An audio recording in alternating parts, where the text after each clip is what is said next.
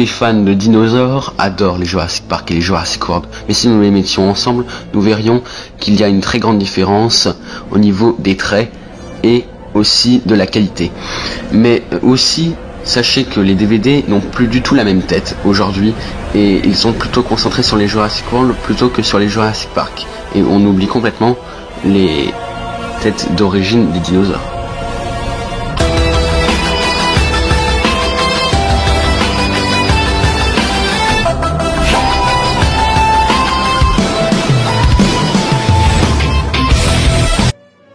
Dans Jurassic World, les effets spéciaux sont vraiment réussis et ils ressemblent un peu à ceux de King Kong 2005, mais en mieux puisque le film a été fait 9 ans plus tard. Le plan du brachiosaure de Jurassic Park 1 est très joli, même s'il est un peu dépassé aujourd'hui, et il s'améliore de film en film avec les apatosaures, et aussi dans Fallen Kingdom, le brachiosaure est franchement réussi, et le Triceratops, lui, le plus bel animatronique, qu'on peut voir au musée de la miniature à Paris, et en image de synthèse très joli.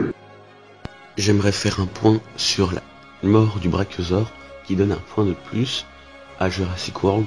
C'est que ça fait un peu comme si c'était référence à Petit Pied qui perd sa mère dans Le Petit Dinosaure, mais c'est aussi émotionnel que de tout perdre lorsque c'est Isla Nublar ou Isla Sorna qui disparaît. C'est comme si c'était les 3 premiers Jurassic Park, ou même le 4e aussi qui disparaissait. Et la mort du brachiosaure, c'est vraiment, avec des gens dans la salle, ils étaient waouh. Et moi j'avais presque les larmes aux yeux quand je voyais ce brachiosaure, le symbole de Jurassic Park, mourir. D'ailleurs lorsqu'il se lève, ça fait référence au premier puisque c'est le même brachiosaure qui meurt, c'est le symbole, donc c'est vraiment les dinosaures sur le bateau. Donc grâce à Fallen Kingdom, Jurassic World Fallen Kingdom et cette scène, Jurassic World a un petit peu d'avance sur Jurassic Park pour l'instant.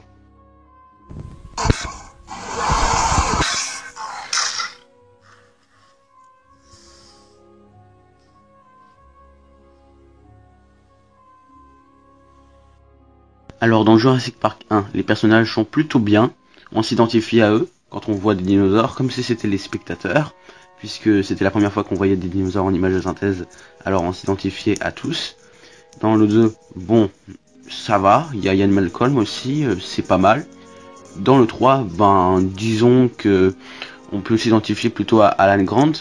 Dans le 4, on s'identifie simplement à Owen, disons, ou à Claire, si on est plus à faire, ou si on aime plus les dinosaures. Enfin, on peut s'identifier aussi aux 2 garçons, le geek ou le fan de dinosaures. Et dans Jurassic World Fallen Kingdom, je sais pas trop en fait, il y a Owen et Claire, mais à part, sinon, bof. Donc je pense qu'il y a un point de plus pour Jurassic Park. Les 2 sont à nouveau à égalité. J'aime beaucoup les musiques de la saga. Je pense que beaucoup de monde aime ces musiques pour le film. John Williams a composé aussi Star Wars. Et d'ailleurs, on reconnaît un peu les thèmes dans les instruments. Et franchement, c'est très important. Mais lesquels sont les meilleurs? Simplement, déjà, celle de Jurassic Park 1 est la meilleure. Franchement, c'est vraiment la meilleure, le meilleur thème. Celle de Jurassic Park 2 est très bonne aussi. Et elle change un peu aussi de la première. Celle de Jurassic Park 3 passe quand même. Elle est très jolie, même si certaines musiques de stress sont stupides. Dans Jurassic World, c'est très bien, même si c'est plutôt des thèmes de Jurassic Park 1. Et dans Jurassic World Fallen Kingdom, c'est la même chose, des thèmes de Jurassic World. Donc je repris de Jurassic Park au final, même si leurs propres musiques sont très jolies aussi. Et dans Jurassic World 3, je ne sais pas qu'est-ce qu'ils vont nous donner, mais à mon avis, ça va pas beaucoup changer, un peu comme dans Star Wars, où ils n'ont pas changé forcément les thèmes, et pourtant on reste toujours dedans. Donc on n'a pas forcément besoin de changer de musique. Mais je pense que Jurassic Park prend encore le dessus là-dessus, puisqu'il a ses propres musiques et ne reprend pas des musiques. La simple conclusion. Donc avec tous ces calculs, c'est Jurassic Park qui l'emporte. Ce sont les Jurassic Park, Le Monde Perdu et Jurassic Park 1. Pour plusieurs raisons, ils prennent le dessus. Jurassic World Fallen Kingdom est très bien. Jurassic World a une bonne ambiance. Le 3 promet du bon, même ça promet d'être génial, mais rien ne vaut les originaux. C'est exactement comme les Star Wars. Le Star Wars 4 et le Star Wars 5 sont bien meilleurs que les suites. Et surtout, n'oubliez pas, si quelque chose vous court après, courez. Mais c'est surtout que grâce À ça, Jurassic Park a déjà été le plus grand succès de tous les temps. L'original prend donc le dessus pour plusieurs raisons. Et c'est surtout que même si les effets spéciaux sont très beaux dans les Jurassic World, eh bien, les originaux sont en fait plus réels et les mouvements, il y a moins d'anthropomorphisme. Il y a surtout pas vraiment d'anthropomorphisme dans Jurassic Park. Donc Jurassic Park, pour énormément de raisons et même des raisons de scénario, personnages et tout ça, prend le dessus. Fin du film. Je crois que toutes les personnes qui ont vu Jurassic Park, n'importe lequel, y compris World, dans leur vie, ont eu ce fantasme à un moment ou à un autre.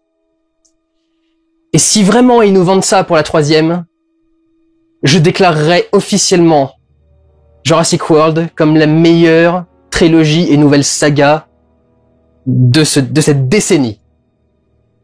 Devant Star Wars, devant le MCU. Les hommes et les dinosaures vont être forcés de coexister. Ces créatures étaient là bien avant nous. Et si on n'y prend pas garde, elles le seront encore bien après.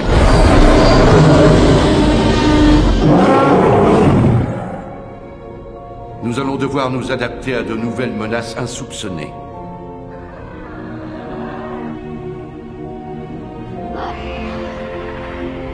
Nous avons franchi le seuil. Nous sommes à l'aube d'une nouvelle ère jurassique.